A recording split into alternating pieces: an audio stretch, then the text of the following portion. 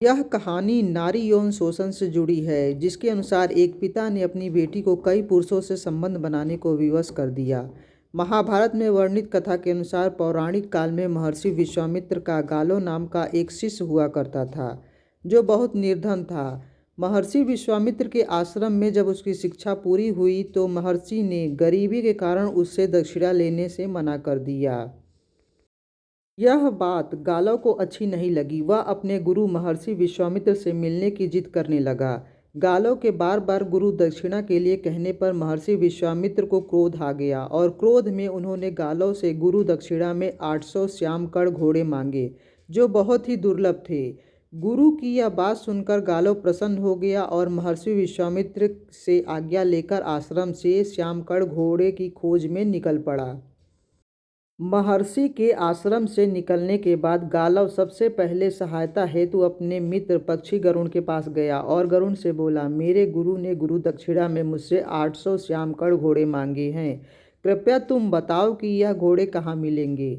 गरुण अपने मित्र की बात सुनकर बोले, मित्र, ऐसे घोड़े के लिए हमें सबसे पहले प्रतिष्ठानपुर के राजा ययाति के पास जाना पड़ेगा। गरुड़ अपने मित्र गालव को लेकर राजा ययाति के पास पहुंचा और उन्हें सारा हाल बताया। गरुण और गालव की बातें सुनकर राजा ययाति तो प्रसन्न हुए, परंतु उस समय उनकी परिस्थिति सही नहीं थी, जैसा कि गालव और गरुण समझ रहे थे। कई बार अश्वमेध यज्ञ करने के बाद राजा का राजकोष खाली हो चुका था, लेकिन कुछ देर सोचने के बाद राजा ययाति ने गरुण से कहा, हे पक्षीराज, इस समय मेरे राज्य की स्थिति सही नहीं है। धन की समस्या मेरे सामने है, इसलिए मैं आपको धन या श्यामकण घोड़े नहीं दे सकता, परंतु मैं आप अपनी सुंदर पुत्री माधवी को आपको सौंप सकता हूँ।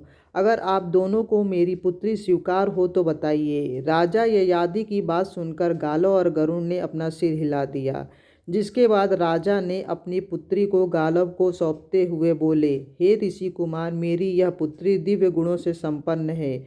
मेरी पुत्री माधवी को यह वरदान है कि वह चक्रवर्ती सम्राट को जन्म देगी और जन्म के पश्चात पुनः कुमारी हो जाएगी, इसलिए इसे अपने साथ ले जाइए। आपसे प्रार्थना है कि अपना कार्य पूर्ण होने के बाद आप मेरी कन्या मुझे लौटा दीजिएगा। यदि ययाति के मुख से माधवी के बारे में ऐसी बात सुनकर गालो मन ही मन सोचने लगा, ऐसी स्वर्ण गुण संपन्न सुंदर कन्या के बदले कोई भी राजा अपना राज्य तक देने को तैयार हो जाएगा, तो श्यामकण घोड़े क्या चीज हैं। कुछ देर बाद गरुड़ और गालो माधवी को राजा ययाति के राज्य से लेकर महल से निकल पड़े। वहां से सर्वप्रथम वह अयोध्या के राजा के पास पहुंचे। वहां पहुंचकर गालो ने अपनी सारी बातें बताईं। गालो की बात सुनकर राजा हर्ष ने कहा, हे ऋषि पुत्र, इस समय तो मेरे पास 200 श्यामकण घोड़े हैं। राजा हर्ष अपनी असमर्थता प्रकट करते हुए गालो और गरुड़ को यह सलाह दी कि आप मेरे ही समान अन्य राजाओं से भी माधवी के बदले में श्यामकण घोड़े की मांग करें। मैं आपसे 200 श्यामकण घोड़े के बदले माधवी से एक पुत्र की उत्पत्ति चाहता हूँ। आप लोगों को मेरी यह शर्त स्वीकार नहीं तो आप दूसरे राजाओं के पास जा सकते हैं। दूसरा कोई चारा न होने के कारण गालो और गरुड़ ने अयोध्यापति हरेश की बात मान ली और माधवी को अयोध्या में छोड़ दिया। फिर समय पूरा होने पर माधवी ने वसुमना नामक एक पुत्र को जन्म दिया, जो बाद में चलकर अयोध्या के राजवंश में परम प्रसिद्ध हुआ। अयोध्या से निकलने के बाद गालो और गरुड़ काशीराज देवोदास के दरबार में पहुँचे, जहाँ गालो और गरुड़ के अनुरोध पर 200 श्यामकण घोड़े के बदले माधवी से पुत्र प्राप्त करने को न रोक सका। काशीराज देवोदास को उचित समय पर प्रवर्धन नामक पुत्र की प्राप्ति हुई, जो बाद में काशीराज का पुनरुद्धार ही नहीं बल्कि परंपरागत शत्रुओं का विनाश करने वाला भी बना। काशी से निकलने के बाद गालो और गरुड़ भोजराज के पास पहुँचे। गरुड़ और गालो की प्रार्थना पर राजा भोजराज ने भी माधुरी के संयोग से एक पुत्र प्राप्त कर अपने श्यामकण घोड़े गालो और गरुड़ को सौंप दिया। भोजराज का यही तेजस्वी पुत्र शिवी के नाम से विख्यात हुआ, जिसकी दानशीलता की अमर कहानी आज भी पुराणों में वर्णित है। इधर तीनों पुत्रों को जन्म देने के बाद भी माधवी का रूप यौवन पहले जैसा ही था। गालों को अपनी दक्षिणा के लिए अब 200 श्यामकण घोड़े ही शेष बचे थे और गालों द्वारा महर्षि विश्वामित्र से ली गई अवधि भी अब समाप्त होने वाली थी।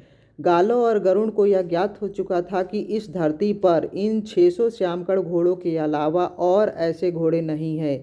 इसके बाद गालो और गरुड़ इन 600 घोड़ों और माधवी के साथ महर्षि विश्वामित्र के आश्रम पहुँचे और शेष 200 घोड़े प्राप्ति में असमर्थता प्रकट करते हुए कहा, हे गुरुवर, आपकी आज्ञा से इस भूमंडल पर 600 श्यामकण घोड़ों को मैं ले आया हूँ, जिन्हें आप कृपा करके स्वीकार करें। अब इस धरती पर ऐसा एक भी घोड़ा नहीं बचा है, अतः मेरी प्रार्थना है कि शेष 200 घोड़े के बदले आप दिव्यांगना माधवी को स्वीकार करें। गालों की प्रार्थना का समर्थन गरुड़ ने भी किया। विश्वामित्र ने अपने प्रिय शिष्य की प्रार्थना स्वीकार कर ली और माधवी से उन्हें भी अन्य राजाओं की भांति एक तेजस्वी पुत्र की प्राप्ति हुई, जो कालांतर में अष्टक के नाम से प्रसिद्ध हुआ। उनकी राजधानी का सारा राज्यकार धारण किया और माधवी से प्राप्त उन राजाओं से 600 श्यामकण घोड़ों का वही स्वामी हुआ। इन चारों पुत्रों की उत्पत्ति के बाद माधवी ने गालों को गुरु के ऋण से मुक्त कर दिया। फिर वह अपने पिता राजा ययाति के पास चली गई।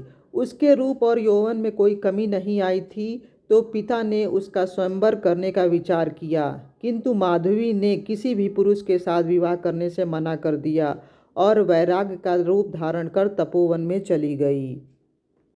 आपको यह पौराणिक कथा कैसी लगी कमेंट बॉक्स में ज़रूर बताएं। धन्यवाद।